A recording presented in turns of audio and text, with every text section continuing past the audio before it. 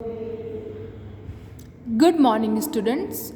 I hope you all are fine and are studying well for your exams that are coming soon. Okay, so today what we are going to do, we are going to revise all the chapters that are coming in your exam. That is chapter 3, 5, 9, 11 and 12. आज हम ये पांचों chapter जो है ये पांचों chapter को एक बार फिर से शॉर्ट में रिवाइज करेंगे. तो first chapter the violets. It was written by Lucy Clifford. ये जो द वायलेट्स चैप्टर है ये एक लड़के के बारे में कि कैसे वो ठंड से लड़कर हर एक परेशानी से लड़कर अपनी माँ के लिए दवाइयाँ लाने में सफल हो पाता है, क्योंकि वो अपनी माँ से बहुत प्यार करता था और उसके अंदर जज्बा था हर मुश्किल से लड़ने के लिए, because he wanted to do something. और कैसे वो जो वायलेट्स हैं कैसे वो इतनी ठंड में आप देखते हो ना, हर पेड़ पौधा जो है उसमें फूल पत्तियाँ खिलना बंद हो जाती हैं ठंड के कारण सब कुछ जम जाता है. बट इतनी ठंड के बावजूद, इतनी परेशानियों के बावजूद सबकी तरह देख करके वो वायलेट्स भी खिलना बंद नहीं करते. हर चीज़ से लड़ करके वो इतनी ठंड में भी खिलते हैं और उस लड़के की हेल्प करते हैं, क्योंकि आखिरकार में वो लड़का उन वायलेट्स को सेल करके ही क्या करता है, अपनी मदर के लिए मेडिसिन्स और फूड लाने में कामयाब होता है. So what do we learn from this chapter is that if you want something, अगर आपको कुछ चाहिए आप उसके लिए पूरी शिद्दत से कोशिश करते हो तो भगवान भी आपकी हेल्प करते हैं और आखिर में आप उस चीज़ को पा ही लेते हो. That was this chapter all about. तो वो जो लड़का है क्योंकि उसे अपने एक बहुत ही he was a very poor boy and he wanted to buy medicine and food for his mother. Okay, और इसके लिए वो फॉरेस्ट से गुजर रहा होता ताकि उसे फॉरेस्ट में कुछ ऐसा मिल जाए जिससे वो सेल कर करके अपने माँ के लिए दवाइयों का इंतज़ाम कर पाए. तभी उसकी नज़र वायलेट्स पे पड़ती है. Violets are a type of flower. Okay, वो देखता है कि इतनी ठंड में कुछ भी फॉरेस्ट में उसे नहीं मिलता जिससे वो सेल कर पाए, बट इतनी ठंड के बावजूद भी वो वायलेट्स ब्यूटीफुल फ्लावर्स खिले हुए थे. उसे ऐसा लगता है कि भगवान ने उन फ्लावर्स को उसकी हेल्प करने के लिए ही खिलाया है. ओके, तो वो उन फ्लावर्स को प्लग करके एक बास्केट में रखता है और सिटी चला जाता है उनको सेल करने के लिए. पर दिन से शाम हो जाता है, एक भी इंसान ना तो उसे नोटिस करता है ना उसके फ्लावर्स को नोटिस करता है. फिर भी वो हार नहीं मानता, वेट करता रहता है. तभी एक लेडी गुजरती है शाम के वक्त उसके पास से और वो नोटिस करती है उन फ्लावर्स को. उस लेडी को उस फ्लावर की फ्रेशनेस, उसकी खुशबू, उसकी कलर्स बहुत पसंद आते हैं और उसे वो खरीद लेती है. और आखिरकार में वायलेट्स उस लड़के की हेल्प करने में सफल होते हैं, क्योंकि उनके वजह से लड़के को पैसे मिलते हैं और वो अपनी माँ के लिए दवाइयाँ खरीद पाता है. So this was this chapter all about.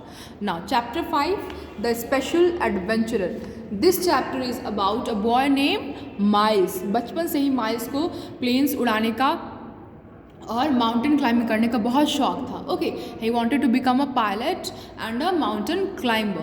But जब वो 15 साल का था तो वो एक बार बहुत बीमार पड़ गया और जब वो ठीक हुआ तो उसकी आंखों की रोशनी चली गई. ओके, और फिर उसे जब उसकी आंखों की रोशनी चल गई तो वो बहुत होपलेस हो गया, बहुत निराश हो गया, बहुत उदास रहने लगा. वो किसी से भी कोई बात नहीं करता, दिन भर अपने कमरे में चुपचाप लेटा रहता था. ओके, तो उसके फादर ने उसे समझाया कि उसकी बस आंखों की रोशनी गई है, उसके ड्रीम्स अभी भी पूरे हो सकते हैं अगर वो चाहे तो, क्योंकि अगर आप किसी चीज़ को पाने के लिए ठान लो तो कोई भी मुश्किल आपको उसे पाने से रोक नहीं सकती. ओके, उसके फादर उसको बहुत हिम्मत देते हैं और फिर वो ठानता है कि चाहे कुछ भी हो जाए वो अपनी आंखों की रोशनी ना होने को कारण नहीं बनने देगा अपने ड्रीम्स ना पूरा होने का. ओके, और वो अपने भाई के साथ जाकर माउंटेन क्लाइंबिंग की, प्लेन्स फ्लाई करने की, हर चीज़ की ट्रेनिंग लेता है और ऐसा पहला इंसान बनता है जो कि ब्लाइंड होने के बावजूद भी, अंधा होने के बावजूद भी एयरप्लेन में फ्लाई करता है और माउंटेन क्लाइंबर भी बनता है. So what do you learn from this?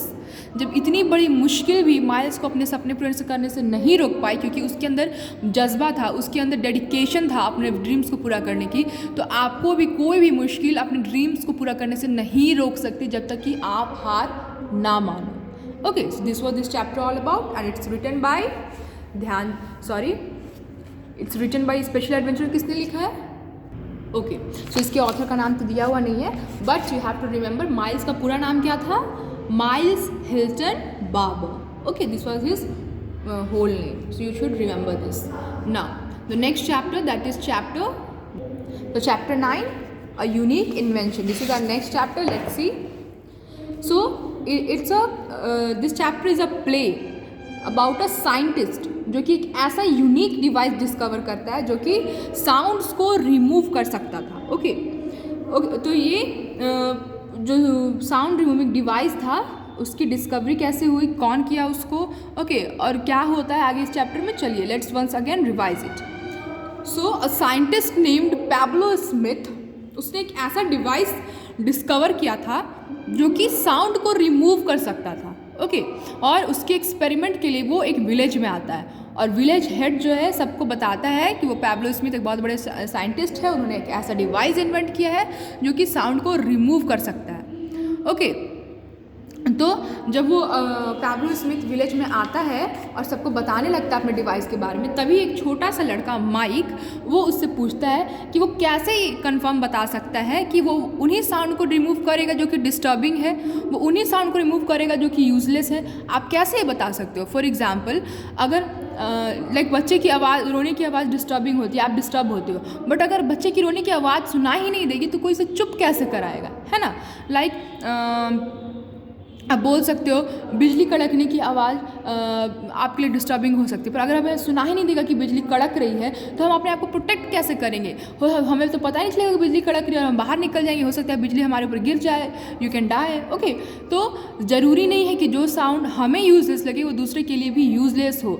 Like अगर हमें व्हीकल्स की आवाज़, आने जाने की आवाज़, इट्स यूजलेस, डिस्टर्बिंग होती है, बट अगर हमें व्हीकल्स की आवाज़ सुनाई नहीं देगी तो हम हटेंगे कैसे? हमारी एक्सीडेंट हो सकती है, ओके।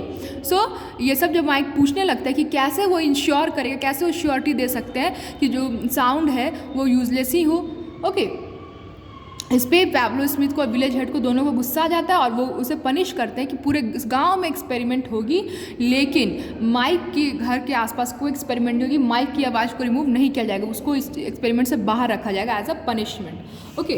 तो जैसे वो एक्सपेरिमेंट होता है पूरे विलेज में, क्या होता है, पूरे विलेज की लोगों की आवाज़ ही रिमूव हो जाती है, किसी को किसी की आवाज़ ही नहीं सुनाई देती है, सब अकबका जाते हैं, सब घबरा जाते हैं, ओके। तब जाके सबको समझ में आता है कि माइक सही बोल रहा था। जो नेचुरल चीज़ें हैं, जो प्रकृति का नियम है, उससे हमें कभी खिलवाड़ नहीं करना चाहिए।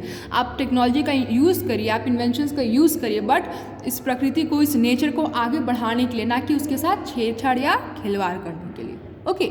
Now next two chapters, chapter 11 and 12 will be discussing in the next video.